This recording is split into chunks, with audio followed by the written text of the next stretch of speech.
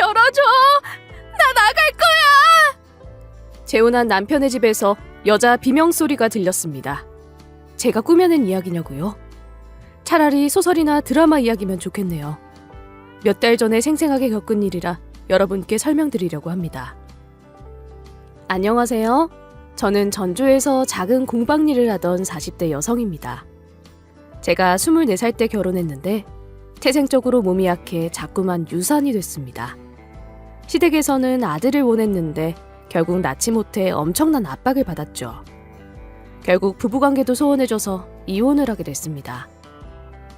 32살 때 이혼하고 쭉 혼자 지내면서 공방을 운영했는데요. 캔들을 만들어 팔거나 공방 클래스로 소소하게 돈을 벌었죠. 생각보다 꽤 긴 시간 동안 공방집으로 가며 일만 했던 것 같습니다. 제가 활발한 성격은 아니라서 누굴 만날 군번도 못 됐고요. 낮아서 모임에 들어가고 먼저 대시하고 싶어도 주눅이 들었습니다. 안 그래도 내성적인 성격, 한번 결혼에 실패하니 더 소극적으로 변하더군요. 그렇게 시간이 지나 43살의 나이에 처음으로 소개를 받았습니다. 친구의 지인이 부동산 하는 남자가 있는데 한번 만나보라고 하더라고요. 그 남자가 몇 달 전에 재혼한 두 번째 남편이었습니다. 처음에는 간단하게 연락만 해보려고 했죠. 저희 둘 다 술을 좋아하다 보니까 자연스럽게 음식 이야기가 나왔습니다. 그런데 남편이 부동산 근처에 맛있는 국밥집이 하나 있는데 먹으러 오라고 하더군요. 국밥이야 그냥 집 근처에서 먹으면 되죠. 국밥이 맛있어봐야 그냥 국밥인데 왜 가겠습니까? 혼자 있었던 시간이 너무 길어서 외로운 마음에 갔겠죠. 국밥은 그저 그랬습니다. 사실 입으로 들어가는지 코로 들어가는지 모르고 맹물 먹듯이 홀짝이기만 했죠. 새로운 남자를 만난 건 처음이라 어색해서 아무 생각도 안 들었습니다. 그런데 술이 조금씩 들어가니 뚝배기만 보던 얼굴도 들어지고 평범하게 생긴 남편 얼굴도 잘생겨 보였습니다. 그 상태 그대로 남편이랑 그동안 살았던 인생 이야기를 나누었죠. 아들을 갖지 못해 이혼당했단 말은 차마 하지 못하고 남편 말만 묵묵히 듣고 있었습니다. 남편이 짠하자는 대로 짠하고 남편이 마시는 속도에 맞춰서 먹다 보니 금세 취해버렸는데요. 취기에 그만 몸이 약했던 어린 시절 이야기, 시집가서 아들을 낳지 못해 구박받는 이야기, 딸이라도 낳아달라고 사정하는 남편에게 화낸 이야기, 결국 사이가 멀어져서 한 집에 있었던 말 한마디 안 했던 이야기까지 전부 다 토해내고 말았습니다. 남편은 그 말을 끊지도 않고 전부 다 들어주더군요. 정말 길고 재미없는 이야기였을 텐데 이렇게까지 잘 들어주는 사람은 처음이었습니다. 제가 감동받아 눈물을 글썽이니 남편이 이리 말했죠. 가정을 꾸려서 꼭 애를 낳아야 합니까? 남녀가 좋으면 그냥 부대끼고 사는 거지. 애가 뭐라고 그렇게 야단이었는지 모르겠네요. 자손을 남기는 것도 좋지만 누구 인생 망칠 정도는 아닌 것 같습니다. 남편이 한 말에 그럼 애는 없어도 되는 거냐고 물었는데요. 이 나이에 무슨 애냐고, 노사는 생명의 위태롭다며 가질 수도 있어도 못 가지게 할 거라는 거 있죠. 제 연배의 남자들에게서 들을 수 없는 말이었습니다. 그 말에 홀라당 넘어가서 남편과 2시간 동안 이야기를 나눴던 것 같은데요. 나중에 언제 시간 되냐고 물어보고 다음 약속까지 바로 잡았습니다. 그냥 제가 더 만나보고 싶어서 적극적으로 나간 것도 있었죠. 그 주 주말에 남편을 다시 보니 다행히 술김에 저지른 도피는 아니었다는 생각이 들더군요. 여전히 좋고 더 만나보고 싶다는 생각이 들어서 주기적으로 만났던 것 같네요. 남편이 그날만 잘해준 것이 아니었습니다. 항상 저에게 해주는 말이 있어서 콩깍지가 벗겨지지 않았죠. 당신하고 있으면 말이 잘 통해서 너무 좋은 것 같아. 말이 통해야 마음이 통하는 건데 이렇게 말 잘 통하는 사람을 만나는 것도 신기해. 저도 같은 생각을 하고 있어서 남편의 이런 말이 너무 반가웠습니다. 하지만 남편이 이런 말을 한 이유는 따로 있었네요. 절 사랑하고 아끼는 마음에서 나오는 말이 아니었던 겁니다. 그것도 모르고 저는 남편과 만나는 횟수를 늘리면서 남편이 어찌 살아왔는지도 알게 됐습니다. 남편은 부동산 업계에 있는 사람답게 부동산에 해박한 지식이 있었는데요. 어느 지역을 가든 모르는 곳이 없었고 어떤 건물을 언제 지어서 주인은 누구인지 전부 다 알고 있었죠. 건물 하나하나 모든 스토리를 알고 있어서 신기했습니다. 이렇게 똑똑하고 멋진 사람이 왜 40이 넘도록 결혼을 못했던 걸까요? 전부터 의구심이 들었지만 쉽사리 묻지는 못했습니다. 남편과 두어 달 만나고 나서야 술잔을 기울이며 조심스럽게 물어봤는데요. 그런데 남편 입에서 돈 이야기가 나왔습니다. 원래는 결혼하려는 여자가 있었는데 그때 부동산 경기가 확 무너져 버렸어. 결국 금전적인 문제가 생겨서 결혼 앞두고 파혼당했지. 돈 때문에 파혼당했으면 원망스러울 법도 한데 남편은 전에 만났던 여자에 대해 나쁘게 이야기하지 않았습니다. 제가 오히려 나서서 사람을 돈 보고 만나냐며 역정을 내니까 저를 살살 달래더라고요. 현실적인 부분을 생각하면 어쩔 수 없지. 한때 사랑했던 여자여서 그렇게까지 말하고 싶지 않아. 그렇게 똑부러진 여자는 누구랑 결혼하든 행복하게 잘 살 거야. 안 좋게 떠나보낸 인연을 욕하지 않다니 정말 힘든 일이죠. 남편은 젠틀하기만 한 게 아니라 능력까지 출중했습니다. 남편은 아파트나 상가 거래를 주로 했지만 정말 특이하게도 남자가 사는 집은 세련된 신축 건물이 아닌 한적한 외곽에 있는 2층 집이더라고요. 남편 동네로 데이트를 하러 종종 가곤 했는데 남편 집은 보지 못했습니다. 남편이 하는 말을 듣고 2층 집이 어떻게 생겼을까 상상하곤 했는데요. 뭔가 수수해 보이는 모습까지 반전 매력으로 느껴져서 왜 그런지 물어봤죠. 요즘 뜨는 효자동이나 서신동에서 지내지. 왜 그런 외딴 곳에서 지내는 거야? 나중에 여기 허물고 내가 근사한 건물 하나 올리려고. 경치가 너무 예쁘거든. 저도 어떤 곳인지 가보고 싶었지만 그 이후부터 전국을 돌아다니며 함께 여행을 다니느라 갈 일이 없었습니다. 그렇게 사계절을 연애했고 점점 서로에 대한 확신이 생기면서 결혼 이야기를 하게 됐죠. 이 정도로 괜찮은 남자를 만나기 힘들 거라는 생각이 강하게 들어서 같이 살아보고 싶었습니다. 제 딴에는 정말 이것저것 다 살펴보고 판단했는데요. 제법 신중한 결정이라고 생각했는데 제 착오였을까요? 결혼 이야기가 나오고 나서부터는 제 예상과는 다르게 흘러가기 시작했죠. 전주에서 유명한 한식당에서 한 상견례 날이 아직도 생각나네요. 제가 재혼이라서 친구 친척을 또 결혼식에 부르고 싶지 않았습니다. 남편도 결혼식은 굳이 안 해도 좋다고 했고요. 어머님께서 처음으로 결혼식 없이 혼인신고만 하고 살겠다고 말하니까 어머님이 이리 말씀하셨습니다. 그래, 내가 하는 결혼도 아니고 너희들이 하는 것이니 너희들이 결정해야지. 예단, 혼수 이런 거 걱정하지 말고 몸만 와라. 우리 아들이 다른 건 몰라도 재산은 넉넉할 테니까 와주는 것만으로도 고맙다. 애도 없어도 된다. 전에 살던 곳은 너무 힘들었지?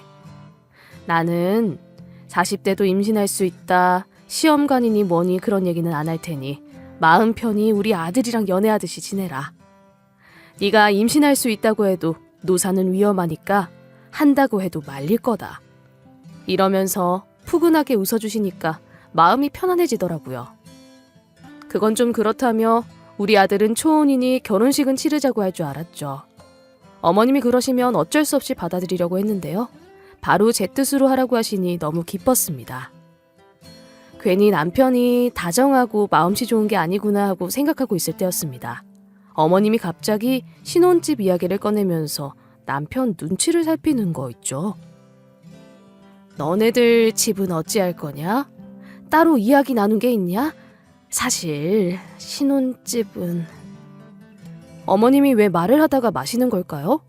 남편을 쳐다보며 괜히 찻잔을 기울이시길래 의아했습니다. 사실 남편이 효자동에 있는 아파트에서 살자고 했거든요. 전세로 내놨는데 아직 안 나갔으니까 신혼집으로 지내면 딱 좋을 것 같다고 했습니다. 그 근처에 공방도 있더라고요.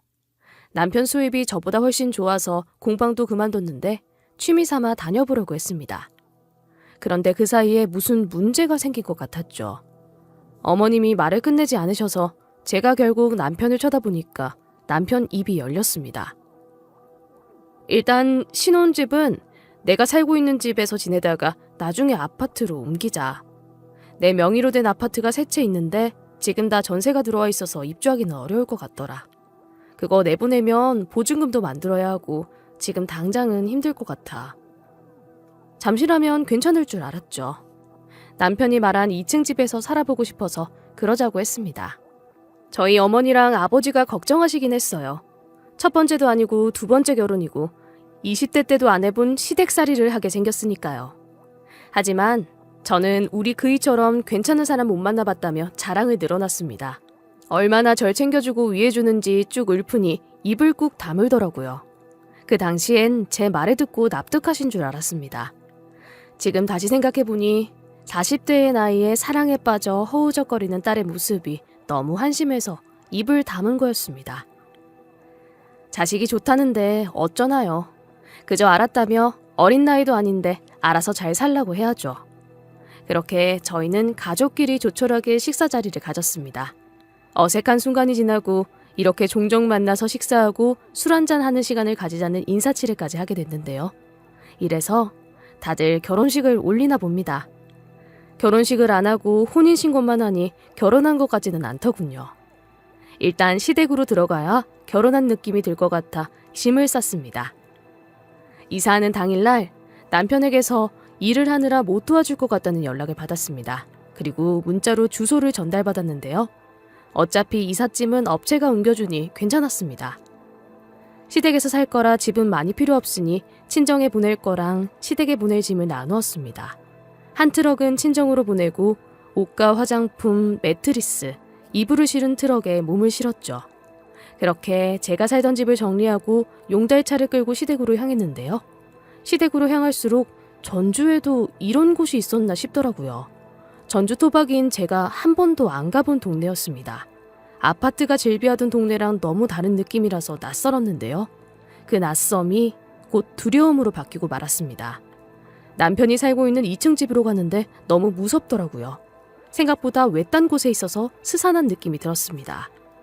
용달차 아저씨마저 여기가 맞냐고 묻는 거 있죠. 저도 모르겠다고 말하려는 찰나 저 멀리서 어머님이 보였습니다. 제가 맞는 것 같다고 하니까 아저씨가 이렇게 궁시렁거리더군요.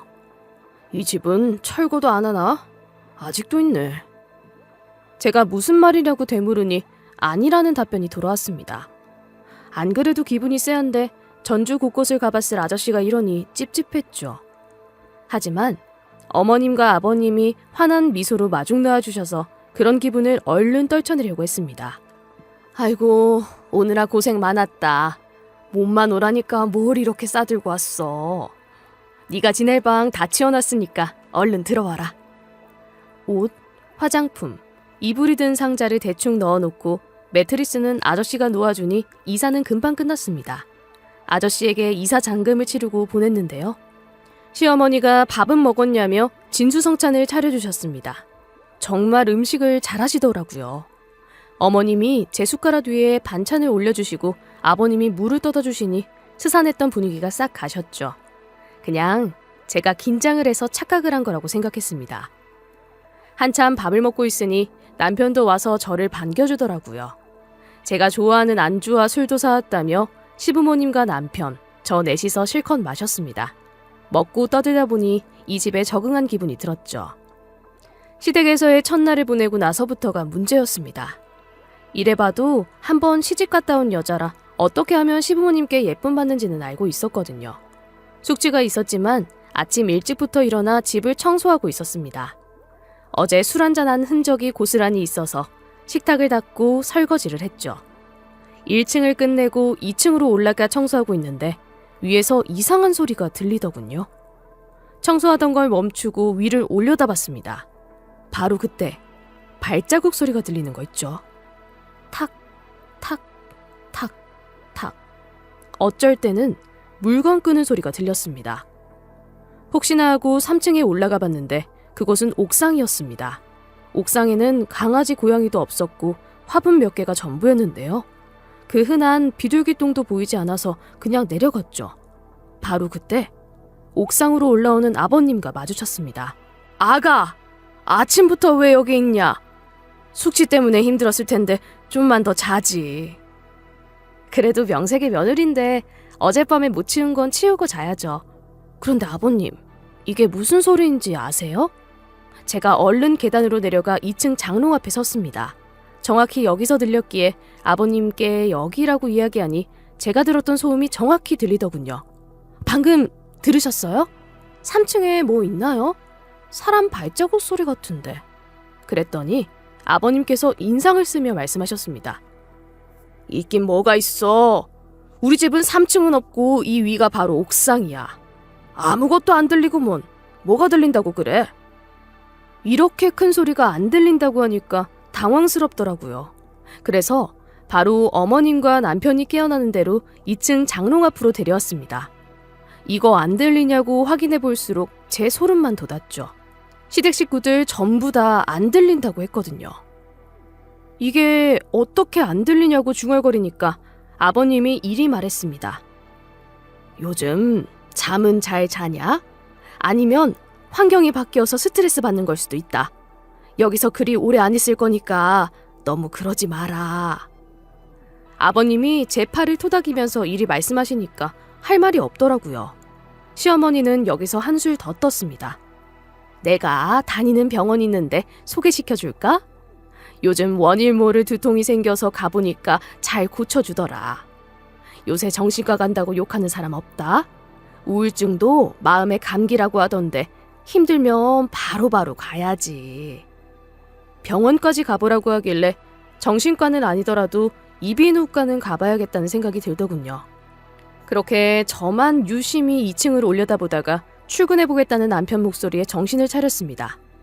남편을 배웅하고 나서 2층에 짐을 풀려고 하니까 시어머니가 찾아오셨죠. 앞으로 2층은 너희들이 써라. 우리는 자주 들어오거나 방해 안 할 테니까 신혼 느낌 충분히 날 거다. 우리는 밥 먹을 때만 본다고 생각하면 돼. 어머님이 이렇게 말씀하셔서 조금은 기대했죠. 하지만 어머님이 말씀해주신 거랑 다르게 계속해서 찾아오셨습니다. 청소를 도와주시겠다며 빨래를 달라며 매일 올라오셨는데요. 그래도 며느리 힘들까봐 제가 해야 할 청소 빨래도 70%는 어머님이 하신 것 같네요. 집이 크고 넓다 보니 아파트같이 저 혼자서 관리하기 힘들어 보이긴 했습니다. 어머님은 여기에 오래 산 만큼 관리가 익숙해 보이셨고요. 감사한 마음으로 어머님 도움을 받고 있을 무렵이었습니다. 어머님이 아주버님네 조카까지 데려오셨더라고요. 아주버님께서 전주에서 유명한 식당을 운영하고 계셔서 바쁘다고 하십니다. 조카가 밥도 잘 못 챙겨 먹고 혼자 있으니까 어머님이 안쓰러워서 데려오셨다고 하더군요. 제게 자초지종을 설명해 주시면서 이런 말씀도 해주셨습니다. 원래 부모 역할은 눈 감을 때까지 끝나는 게 아니라더라. 큰아들은 아이 봐주고 있으니까 우리 작은 아들은 내가 집 청소라도 해줘야지. 그래야 내가 마음 편하거든. 이제는 노후를 즐기고 싶고 힘들 법도 한데 대단하시더라고요. 어른이라고 대접받을 생각은 안 하시고 늘 부지런하게 움직이셨습니다. 매일 2층으로 올라와 청소해 주시면서 제 걱정만 해주셨죠. 오실 때마다 푸근한 미소를 지으면서 매번 전기장판 같은 생필품을 선물로 사주셨습니다. 맛있는 반찬도 해주신 것도 모자라 저 먹으라고 야식도 만들어주신 적도 있는데요. 항상 이런 식으로 오후에 손주와 함께 오셔서 챙겨주시다가 남편이 퇴근하면 1층에만 계셨습니다. 주말에는 온종일 와 계시기도 했고요. 집이 워낙 커서 그런지 어머님과 조카가 오는 게 싫지만은 않았습니다. 혼자 지낸 세월에 있어서일까요? 오히려 이렇게 큰 집에 혼자 있는 게 더 불편했습니다. 더군다나 2층에서 혼자 있으면 이상한 소리가 더 잘 들리는 것 같았거든요. 이제는 2층에서 소리가 들리면 안 들리는 척을 했습니다. 저만 들리는 소리를 부정하고 싶었거든요. 혼자 있을 때는 깜짝깜짝 놀랄 지경이 돼서 시어머니가 올 때마다 반가웠습니다. 그런데 그 뒤로 발자국 소리만 들리는 게 아니라 사람 목소리가 들리는 거 있죠. 여자 웃음소리, 비명소리, 대화하는 소리까지 들려서 정신이 나갈 것 같았습니다. 참다 못해 제가 어머님한테 가서 말씀드렸는데요. 어머님, 아무리 생각해도 위에서 소리가 들리는 것 같아요. 이게 안 들리는 게 이상한데. 진짜로 이 소리가 안 들리세요? 어머님이 이번에도 저를 이상하게 쳐다보며 말했습니다. 아이고 아가, 무슨 소리가 들린다고 그래. 됐다. 2층에서 지내지 마라. 네가 기가 약한 것 같으니까 1층에서 살아야겠다. 내가 여기서 수십 년 있었는데 소리는 무슨 소리. 풍수지리적으로 2층이 너랑 안 맞을 수도 있으니까 내 말 들어라. 어머님이 완강하게 나오셔서 민망했죠. 힘들게 옮긴 집을 또 옮겨야 하나 싶어서 괜찮다고 말씀드리려 했습니다. 어머님이 제 짐을 싸다 말고 갑자기 우뚝 서서는 망설이는 눈빛을 보내시더군요. 그러더니 하신 말씀이 충격을 안겨줬습니다. 사실 말이다. 내가 어렸을 때 들은 말인데 여기서 이모가 스스로 목숨을 끊었다더라. 난 아무렇지 않게 자라서 상관없을 줄 알았는데 속여서 미안하다, 아가. 그동안 말할까 말까 많은 고민이 있었다고 합니다. 그런데 제가 자꾸 환청을 들으니까 말해야 할 것 같다고 하셨죠. 저는 어머님께서 미안해 하실 필요가 전혀 없다며 신경 쓰지 말라고 했습니다. 말은 이렇게 했지만 어떻게 신경을 안 쓰나요? 제가 진짜로 신기가 있는 건가 싶어서 친구들한테 상담도 해봤습니다.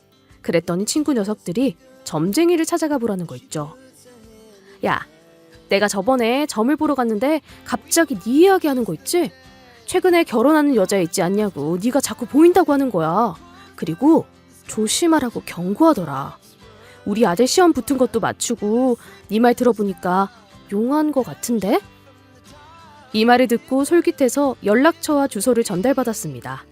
예약이 꽉 차 있었지만 저만 특별히 늦은 시간에 점사를 봐준다고 하더라고요. 저녁 9시 점쟁이가 있는 주소로 찾아가니 순간 숨이 막히는 기분이 들었습니다. 가까스레 친구 이야기를 꺼내며 결혼 후에 헛것이 들린다는 소리를 했습니다. 시댁 식구들은 다 안 들린다는데 저한테 신기가 있냐고 물으니 점쟁이가 부채를 촥 펼쳐들며 말하더군요. 신기는 무슨, 그런 거 하나도 없으니까 이쪽은 엄두도 내지 마. 얼마나 지독했으면 친구 점사에 네가 올라왔겠어? 쓸데없이 예민한 애가 외로움만 많이 타네. 진심으로 위해주는 사람도 없고. 이혼수가 있으니까 결혼 생각은 머리에서 지워. 제가 이미 이혼을 한번 경험해서 그걸 읽어낸 줄 알았습니다. 그때 점쟁이가 한 말을 주의 깊게 들었어야 했는데 기분이 나빠서 그냥 나와버렸죠. 친구한테는 하나도 안 맞는다며 나한테 화만 냈다고 역정을 냈는데요. 점쟁이가 무슨 상담원도 아니고 좋은 말 해주려고 그 자리에 앉아있는 게 아닌데 그 말을 들었어야 했습니다. 며칠 뒤 시어머니가 방범문 설치 업체까지 부른 거 있죠? 현관문에 다시려나 싶었는데 2층으로 올라가는 계단 입구에 철창을 만들고 열쇠까지 달아놨습니다. 남편이랑 제 짐도 1층으로 옮겨놔서 뭐 이렇게까지 하냐고 말씀드렸는데요. 어머님이 제가 몸이 약해서 신경쇠약에 걸린 것 같으니 이렇게 해주고 싶었다고 하더군요. 아프지 말고 편하게 지내라는 말에 마음이 뭉클해져서 말리지도 못했습니다. 어머님이 저 힘들지 말라고 2층도 자기가 다 청소하겠다고 하셨죠. 매일 절 보면 잠은 잘 잤냐, 몸은 어떻냐고 걱정해 주시더라고요. 어머님 덕분에 소음 걱정 없이 잘 자고 잘 먹고 잘 살고 있는데 또 그놈의 한청이 또 들리고 말았습니다. 순간적으로 눈이 번쩍 뜨이고 몸이 일으켜졌는데요. 철컹 철컹 철컹. 소리가 들리는 쪽으로 가보니 철창으로 만든 문에서 들리는 소리였습니다. 어떤 여자가 열어달라고 속삭이면서 방범문을 흔들고 있더라고요. 저는 이게 꿈인가 싶었습니다. 가위에 눌린 것처럼 몸이 안 움직여졌는데요. 바로 그때 여자가 이렇게 속삭였습니다. 열어줘, 열어줘, 열어줘. 몸에서 냄새가 났고 몇 년 동안 자르지 않았는지 머리도 산발이었습니다. 떡진 머리 너머로 퀭한 눈과 지저분한 코, 버짐이 핀 입술이 보였죠. 목덜미에는 화상 자국까지 있어서 불타다 죽은 귀신이 아닌가 싶었습니다. 떨리는 목소리로 누구냐고 물어봐도 어디 아픈 사람처럼 열어달라는 소리만 중얼거리더군요. 정상이 아닌 사람 같았습니다. 반쯤 미친 여자 같아 얼른 남편을 깨우러 갔죠. 남편을 정신없이 흔들면서 저도 헛소리를 한 것 같습니다. 여보, 저기 귀신이 있어. 이상한 사람이 있다고. 자고 있을 때가 아니야. 얼른 일어나서 가봐. 남편이 자다가 무슨 소리냐며 벌떡 일어나서는 2층 계단 쪽으로 가봤습니다. 그런데 철창 너머에 아무것도 없더라고요. 남편이 철창 사이에 얼굴까지 들이밀며 안을 봐줬는데요. 아무도 없으니까 저를 바라보며 한숨을 쉬었습니다.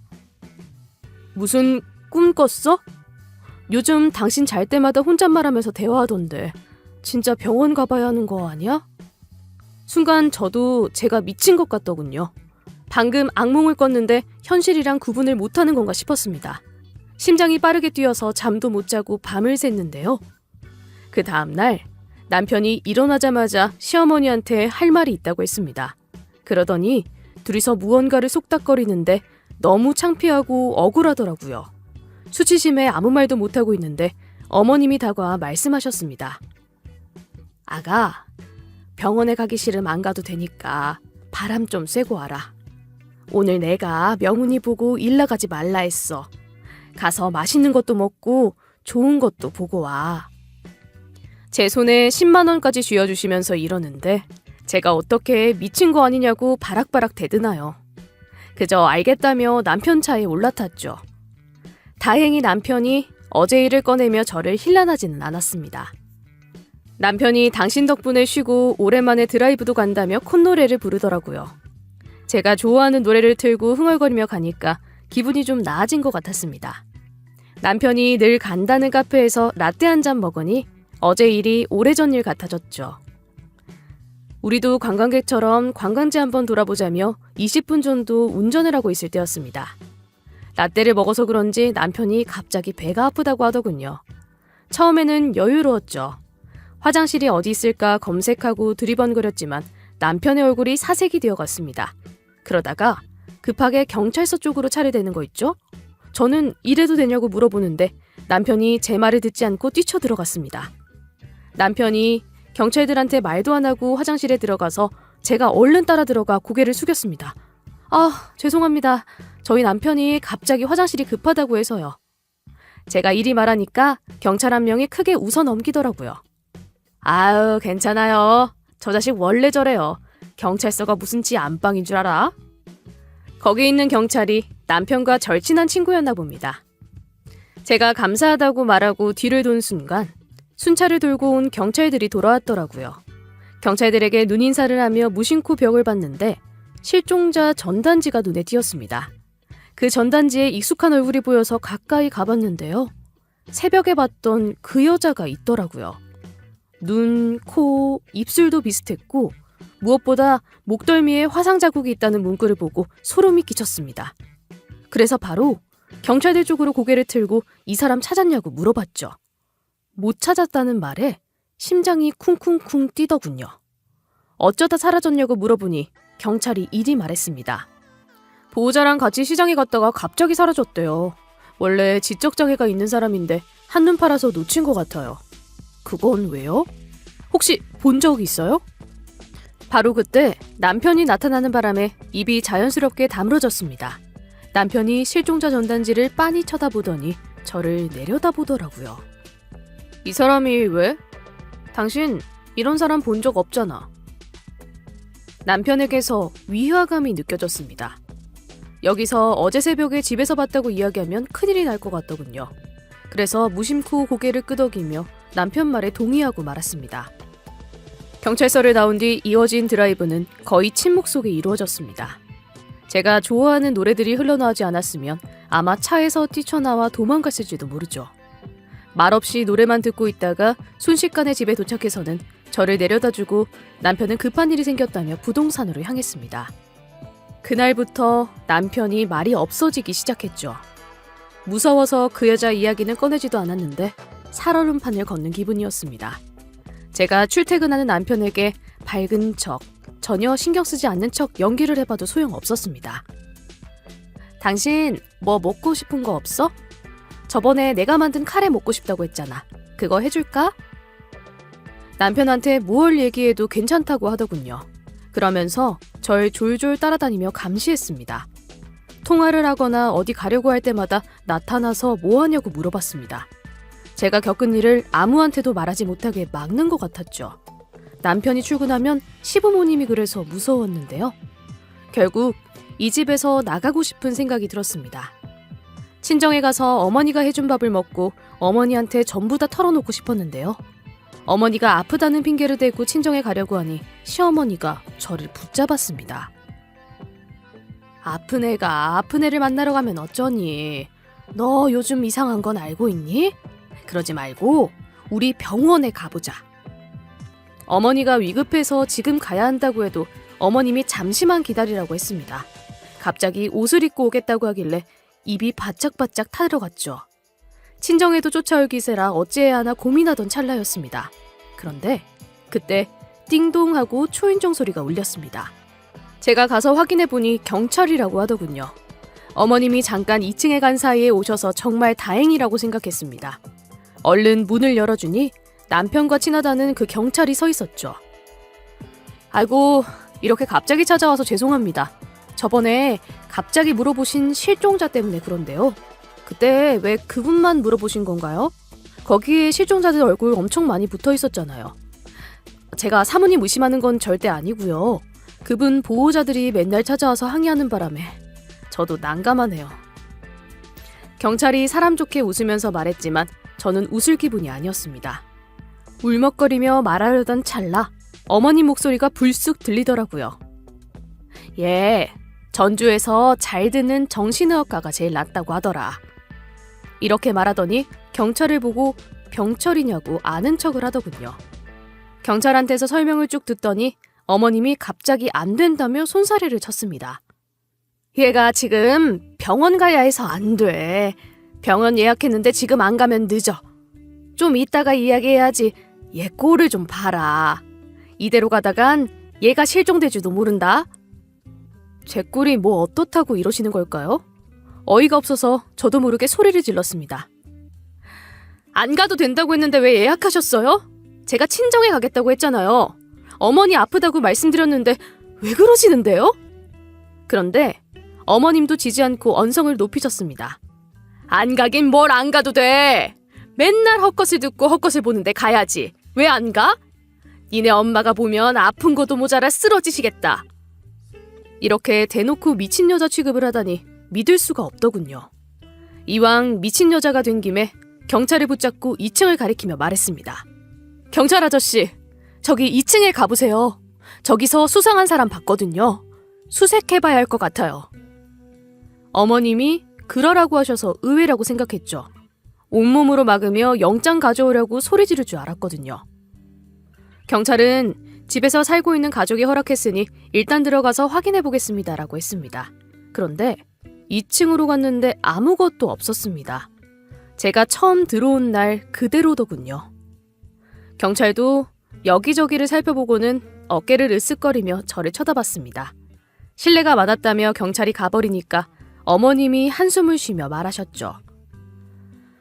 병원이 그렇게 가기 싫으면 가지 말아라. 네가 걱정돼서 그런 건데 너무했나 보다. 너도 많이 지친 것 같으니까 친정에 다녀와라. 사부인도 몸 안 좋다며.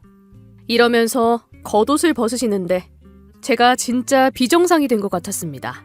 그래서 친정에 다녀오라고 간단하게 집을 싸서 나왔는데요. 택시를 부르려고 한 순간 갑자기 누군가 절 낚아챘습니다. 깜짝 놀라 소리를 지르려고 보니 경찰이 쉿 하고 조용히 하라는 제스처를 취하고 있었죠. 제가 가쁜 숨을 고른 뒤에야 경찰이 2층을 가리키며 말했습니다. 2층 창문 쪽에서 이상한 소리가 들려요. 우는 소리가 들린 것 같은데 사모님도 들은 적 있으세요? 그동안 있었던 일들을 다 털어놓으니까 경찰의 표정이 점점 굳어가더라고요. 무언가 골똘히 생각하더니 제게 이런 부탁을 했습니다. 다시 들어가서 친정 안 간다고 말하고 2층 좀 확인해 주시면 안 될까요? 아무래도 명훈이 어머님이 뭘 숨기고 있는 것 같아서요. 저는 알았다고 하고 다시 집에 들어갔죠. 어머님은 쟁반 위에 음식을 올려놓은 채 2층으로 올라가려다 저를 발견하고 당황스러워 하셨습니다. 왜 다시 왔냐고 묻길래 일이 둘러댔는데요. 아무리 생각해봐도 친정에 안 가고 병원에 가야 할 것 같아서요. 병원 예약 좀 해주실 수 있나요? 거짓말을 하느라 긴장이 됐지만 어머님이 더 긴장하신 것 같았습니다. 쟁반을 들고 갈팡질팡하다가 1층에 있는 식탁에 쟁반을 내려놓더라고요. 그래서 제가 식탁 있는 1층에 드시지 왜 2층으로 올라가서 드시냐고 물었습니다. 어머님은 그냥 2층에서 먹고 싶었다고 하길래 같이 2층 가서 밥 먹자고 했죠. 그랬더니 어머님께서 일단 병원 예약부터 하자며 바쁜 척을 하셨습니다. 어머님이 그렇게 2층 근처를 서성이며 경계하는 바람에 올라가 보지도 못했는데요. 결국 몰래 빠져나와서 경찰한테 나중에 연락하겠다고 말하고 명함을 받았습니다. 안 그래도 이상했던 시어머니가 그날부터 더 이상해지기 시작했습니다. 하루 종일 저를 지켜봐서 제 눈치를 보시더군요. 남편이 오자 귓속말을 하며 자기네들끼리 뭐라 하다가 제가 끼어들면 흩어지기 바빴습니다. 새벽 시간대를 노리려고 자는 척 연기를 해봤지만 소용없었죠. 제가 슬쩍 일어나 화장실 가려다가 2층으로 갔더니 남편이 쫓아오는 기척이 느껴졌습니다. 남편이 어둠 속에서 우뚝 서서는 뭐하냐고 묻는데 공포영화가 따로 없더군요. 저는 그 순간 기지를 발휘해 이마를 짚으며 말했습니다. 아, 머리야. 또 헛것이 들리나 봐. 어머님 말씀대로 진짜 병원에 가야겠어. 이렇게 말하고 얼른 이불 속으로 들어가서 눈을 감고 있었죠. 남편이 그런 저를 잠자코 보고 있다가 곁에 눕는 게 느껴졌습니다. 이러다가 제가 진짜 미치겠더라고요. 얼른 이 지옥 같은 집에서 나가고 싶다는 생각을 하며 뜬 눈으로 밤을 지새웠습니다. 바로 다음 날 저는 혼자서 병원을 간다고 하고 나왔죠. 하지만 가지 않고 빙 둘러가서 집 뒤쪽에 있던 개구멍으로 들어갔는데요. 마당으로 들어가서 집 안으로 슬그머니 들어가니 남편과 시모 목소리가 들렸습니다. 남편이 뭐라 한지는 정확히 듣지 못했는데 시어머니가 한 말은 또렷하게 들리더군요. 어렵게 구한 거니? 그년 밥에 넣어라. 도대체 뭘 구한 거고 제 밥에 뭘 넣겠다는 걸까요? 제가 있는 줄 모르고 경악할 만한 대화를 나누고 있는 시모와 남편에게 큰 배신감을 느꼈습니다. 얼마 후에 2층에서 여자 비명소리가 들리니까 시모와 남편이 욕을 하면서 2층으로 올라가더라고요. 갑자기 소란이 일어나서 제 밥에 뭘 타지는 못했나 봅니다. 서둘러 부엌에 들어가서 확인해보니 밥솥 옆에 약이 놓여 있었죠. 제가 그 약을 밥솥에 넣어버리고 잘 섞어서 취사 버튼을 눌러버렸습니다. 그리고 집 밖으로 나와서 택시를 잡아 탔는데요. 다행히 시어머니가 예약한 시간에 늦지 않아 진료를 받을 수 있었습니다. 병원에서는 대충 아픈 척 연기를 하며 약을 타왔죠. 남편과 시부모님은 제가 가져온 약을 보고 안심한 눈치더라고요. 제가 다정한 말투로 밥을 먹자고 하니 시댁 식구들이 방심한 게 눈에 보였습니다. 그러자며 한박 웃음을 지으며 얼른 상을 차리더군요. 저는 옳다구나 하고 밥을 뜨겠다고 나섰습니다. 남편과 시부모님 조카에게는 약탄 밥을 푸고 저는 미리 사온 햇반을 돌려서 밥그릇에 옮겨놨습니다. 시댁 식구들은 아무것도 모르고 잘만 먹었죠. 평소처럼 시덥잖은 이야기를 하며 시댁 식구들이 밥그릇을 다 비우나 쳐다보고 안색도 살펴봤습니다. 그렇게 총 3시간이 지났는데요. 이게 쥐약이나 독약이면 어쩌나 싶었는데 다행히 아니었습니다. 남편과 시부모님, 조카가 갑자기 잠이 들어서 숨을 쉬나 확인해봤거든요. 코까지 고는 걸 보니 잠이 든 것 같았습니다. 아마 그 약은 수면제였던 것 같았죠. 이때를 놓치지 않고 남편과 시부모님 주머니를 뒤져서 열쇠를 찾았습니다. 철창문을 열고 2층으로 가서 본격적으로 뒤져보기 시작했는데요. 서랍도 다 뒤집어보고 바닥도 한번 손대보며 그동안 훑어보지 않은 곳들을 유심히 봤습니다. 그러다 장롱 뒤쪽도 만져봤죠. 장롱이 벽에 딱 붙어있지 않고 손에 들어갈 정도로 띄어져 있길래 손을 넣어봤습니다. 그 안에 스위치가 있는 것 같아서 얼른 눌러봤는데요. 그랬더니 천장에서 사다리가 내려오더라고요. 사다리를 타고 올라가니 다락방이 보였습니다.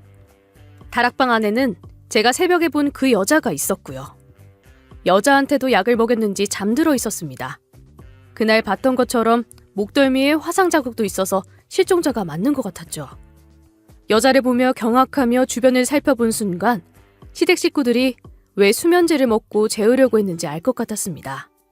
여자의 짐이 전부 다 싸져 있었거든요. 저를 재운 다음 아무도 안 볼 시간대에 여자를 옮겨서 다른 데에 숨겨놓으려고 했던 겁니다. 제가 바로 경찰에 전화해 신고했고 10분 정도 지나자 경찰이 도착했습니다. 예상대로 갇혀있던 여자는 실종된 여자가 맞았죠. 저는 경찰들에게 제가 그동안 속고 있었고 수면제도 먹을 뻔했다며 시댁 식구들이 왜 자고 있는지 설명했습니다. 경찰들이 집을 수색하는 동안 시댁 식구들은 계속 골아떨어져 있더라고요. 그래서 조카는 아주버님 댁으로 보내지고 시부모님과 남편만 경찰서로 향했습니다. 경찰들이랑 감금되어 있던 여자는 어찌하나 의논했는데요. 너무 늦은 시간대라 보호자들이 연락을 받지 않았거든요. 결국 시댁 식구들처럼 가둬놓을 수도 없어서 다음 날까지만 저랑 같이 있기로 했습니다. 저는 안쓰러운 마음이 들어 아침에 일찍 일어나 밥까지 준비해뒀는데요. 쟁반에 비빔밥과 국을 올려놓고 올라갔는데 여자가 절 밀쳐서 전부 다 떨어뜨리고 말았습니다. 열어줘! 열어줘! 열어줘! 오빠는 내 거야! 나가! 나가! 제가 이 말을 듣고 충격받아서 얼른 경찰을 불렀죠. 경찰들이 겨우 진정시켜서 경찰서로 데려오니 시댁 식구들이 깨어났는지 이게 무슨 일이냐고 소리치고 있었습니다. 그곳에서 저는 남편이 지능이 낮은 여자를 꼬셔서 밤을 보냈다는 사실을 알게 된 거죠. 그러다 덜컥 애가 생긴 겁니다. 사실 조카라고 소개한 아이가 남편의 아이였고 시부모님 말로는 귀하게 생긴 아들이라 포기하고 싶지 않았다고 하는데요. 그렇다고 해서 지능이 낮은 며느리를 집안 식구로 들이고 싶지도 않았다고 하네요. 남편이 한 짓이 있으니 그 여자를 쫓아내지도 못하고 숨겨놓았던 거고요. 이 무렵 저를 만났는데 손주를 엄마 없는 애로 키우고 싶지 않았던 시어머니가 사지멀쩡한 저를 들인 겁니다. 그때 남편이 한 말이 생각나더군요. 당신하고 있으면 말이 잘 통해서 너무 좋은 것 같아. 말이 통해야 마음이 통하는 건데 이렇게 말 잘 통하는 사람을 만나는 것도 신기해. 저보고 말 잘 통해서 너무 좋다며 입 빨린 소리를 한 것도 지적장애가 있는 사람하고 같이 사니 한 말이었습니다. 하지만 시댁 식구들은 어떠한 죄도 성립되지 않았습니다. 기가 막히게도 그 여자가 남편을 좋아해서 나가려고 하지 않았거든요. 여자들 가족이 와서 집으로 가자고 해도 안 가겠다고 버텼습니다. 오히려 저보고 나가라고 해서 어이가 없었죠. 새벽에 철창문을 흔들며 열어달라고 한 것도 저를 쫓아내려고 한 거였습니다. 어떻게 알았냐고요? 경찰서에서 여자한테 머리채가 붙잡혔거든요. 범죄자한테 사기당한 것도 모자라 맞기까지 하니 눈물이 절로 나오더군요. 남편이 깜빵에서 썩었으면 좋겠어서 경찰한테 물어보니 이리 말씀하셨죠. 지능적으로 문제가 있어도 다 큰 성인이고 좋아서 거기 있던 거라 법적으로 문제는 없을 것 같아요. 억울하셔도 위자료 뜯어내는 걸로 끝내셔야 할 것 같은데요. 위자료를 아무리 뜯어내도 3천만 원일 텐데 거기서 끝내기 싫었습니다. 결국 저는 다시 혼자가 돼서 각종 인터뷰 자리를 가졌죠. 남편에게 복수하려고 칼을 갈고 있었는데요. 남편이 준 상처를 소설로 써보자는 제안도 와서 책으로 출판하기도 했습니다. 덕분에 유명해지고 돈 좀 벌게 됐네요. 그 여자와 관련된 죄는 못 물어도 제가 당한 사기죄, 혼인빙자 간음죄로는 고소해서 진행하고 있습니다. 그런데 남편이 자꾸 찾아와 제게 이런 말을 하는 거 있죠? 방송국 PD들이 자꾸 나 찾아와서 동네에 소문이 다 났어. 우리 가족들 취재하려고 집도 찾아오고 부동산도 찾아와서 쫄딱 망했다고. 제발 나 좀 살려주라. PD들 만나서 아니라고 말 좀 해줘. 내가 해달라는 거 다 해줄게. 돈 필요하지 않아? 남편이 이리 말하길래 부동산 망하지 않았냐고, 네가 돈이 어디 있냐고 따졌는데요. 그래도 양심 없이 제게 매달리길래 이리 소리쳐 주었습니다. 그래, 차라리 잘 됐다. 이왕 능력 없어진 거 불쌍한 여자 놔줘. 네 애도 너 같은 놈이 키우면 범죄 저지를 테니까 차라리 아주버님한테 키워달라고 사정해라. 그리고 다시는 애한테 접근하지 마. 너 같은 놈은 사회의 악이니까 그냥 산속에 들어가서 죽은 사람처럼 지내라고. 그렇게 못하겠어? 그럼 내가 유명한 방송국 PD한테 명함도 받았는데 이 사람 부를까? 제가 정말로 명함을 꺼내들고 전화를 하려고 하니 남편이 도망가 버리더라고요. 지금 생각해보니 점쟁이가 이혼수가 있다며 결혼 생각은 머리에서 지우라고 했는데 그 말을 들을 걸 그랬나 봅니다. 이후로 외롭다고 생각하지 않고 남자에 대한 집착을 버리니 마음이 편안해졌네요. 작가로서 승승장구하고 있어서 앞으로 결혼 생각은 저만치 버려두려고 합니다. 남자야 연애하는 느낌으로 만나면 되지 굳이 진지한 만남을 갖고 같이 살아야 하나요? 못난 놈 만나서 인생의 이치를 깨닫게 된 것 같은데요. 여러분도 외롭다고 아무나 만나서 콩깍지 씌지 마시길 바랍니다. 살아보니 세상에서 가장 믿을 만한 사람은 저뿐인 것 같네요.